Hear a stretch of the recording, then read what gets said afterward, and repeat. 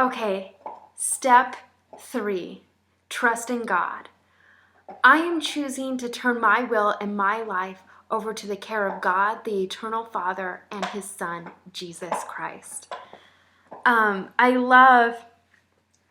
Let's just start off by reading in step 3 on page 13, the quote by Neal A. Maxwell. He says, "The submission of one's will is really the only uniquely personal thing we have to place on God's altar. It is a hard doctrine, but it is true. Though many things we give to God, however nice they may be of us, are actually things he's already given us. So it's things that already belong to him, that he's loaning to us. But when we begin to submit ourselves by letting our wills be swallowed up in God's will, then we are really giving something to him. The only thing that we can really give to God is our will, is our agency. And agency is the ability to make choices, to choose, okay? And then this other quote right below that by Boyd K. Packer, he says, "Perhaps the greatest discovery of my life, without question the greatest commitment, came when I finally had the confidence in God that I would loan or yield my agency, my will, to him, without compulsion or pressure, without any duress, as a single individual alone by myself. No counterfeiting, nothing expected other than the privileged.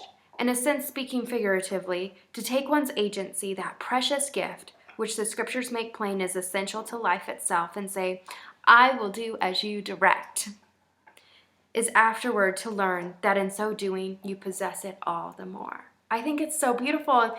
And I've read this so many times because I've done this program so many times. But I learned something new when he says, "Finally, when I had the confidence in God." And I'm like, this goes back to step 1. This is pride here. Like, we give God our will when we have more confidence in him than we have in ourselves. And so when we're not giving our will to him, that in fact is saying, I have more confidence in my abilities, which is so weird because we've learned we can't do this alone. Like, we need him. We have to have him. And so I just love it. And then I love at the bottom there, it says, "We face the truth that recovery was far more the result of the Lord's effort than our own." And you think about it, this is so much work. We are putting in so much work. But somehow this magical healing happens and it occurs. And it's because Jesus Christ has done so much of the work. When he bled from every pore in the Garden of Gethsemane, when he died on the cross, when he was resurrected, his work is so much greater than our work, and he's still doing work for us in our hearts. And then it says in the next column, it says, "We realize that changing our lives this much had to be our own decision. No one else can do this. As much as I want this for you, my clients in my challenge groups, as much as I want this for them, I can't do the work for them. I cannot. I can't cut up their food. I can't feed them. I can't say slap things out of their hands. Like, no one can do this work but you. No one can do this work but you. And look at you. You are doing it. You're doing it. Good job. You're doing it." So let's turn the page here. I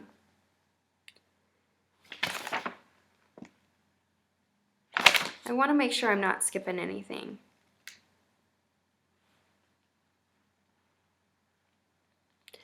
Okay, I think I do actually want to jump now right into the action steps.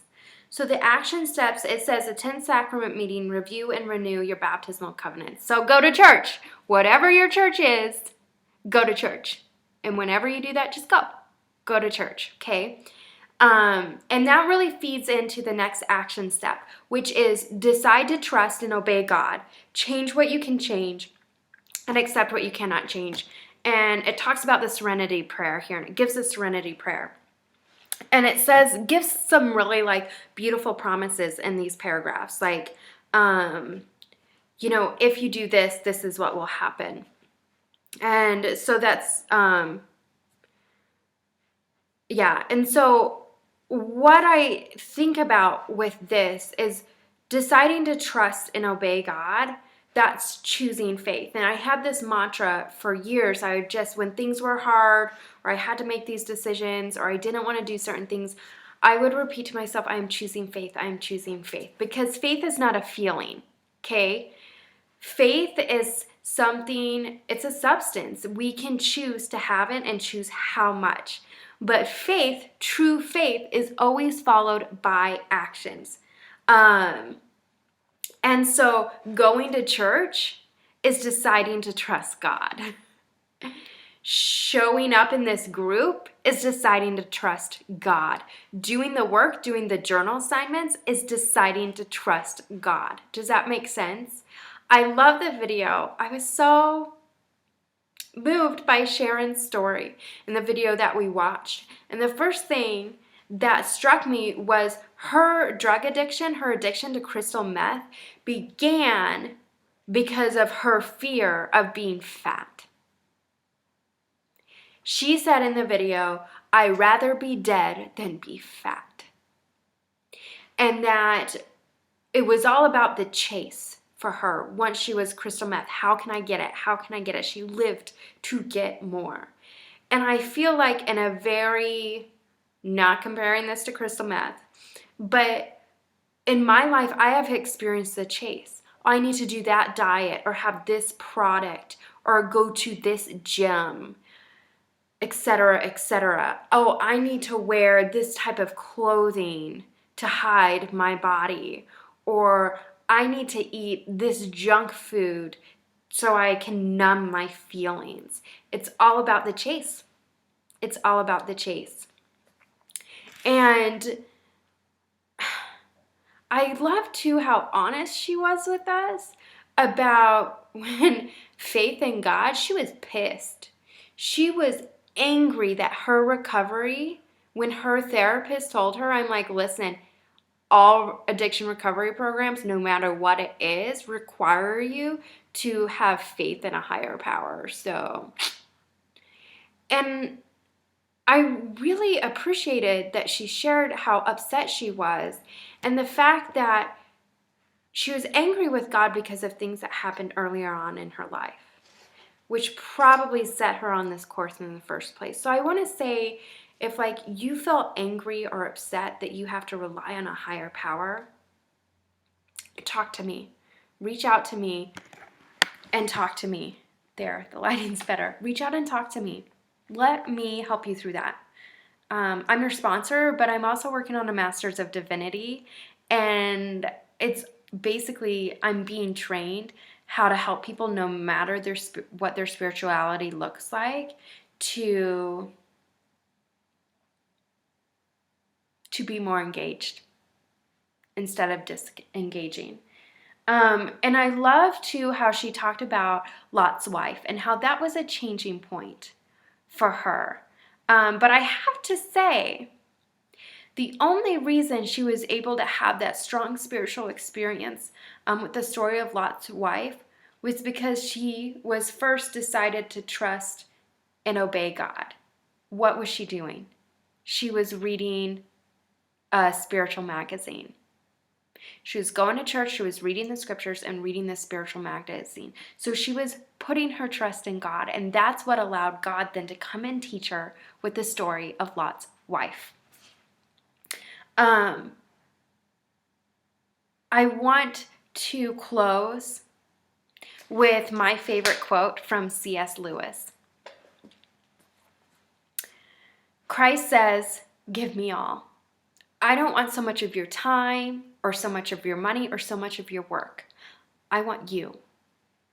No half measures are any good. I don't want to cut off a branch here or a branch there. I want the tree down. I don't want to drill the tooth or stop it or crown it. I want it out. Hand over your whole natural self, all your desires, the ones you think are innocent as well as the ones that you think are wicked. You give me the whole outfit, and I will give you a new self. In fact, I will give you myself, and your will shall become my will. That is what happens when we put our trust in God and in Jesus Christ. Our will slowly over time, as we submit to them, will become their will. We will become one. I'm so excited to see you and hear about your experiences in our call this week. Go to church, figure it out, and go to church. Trust in God. And you know when you're trusting in God, or at least trying to trust in God, when that is backed up with your actions. Okay? I'll talk to you soon.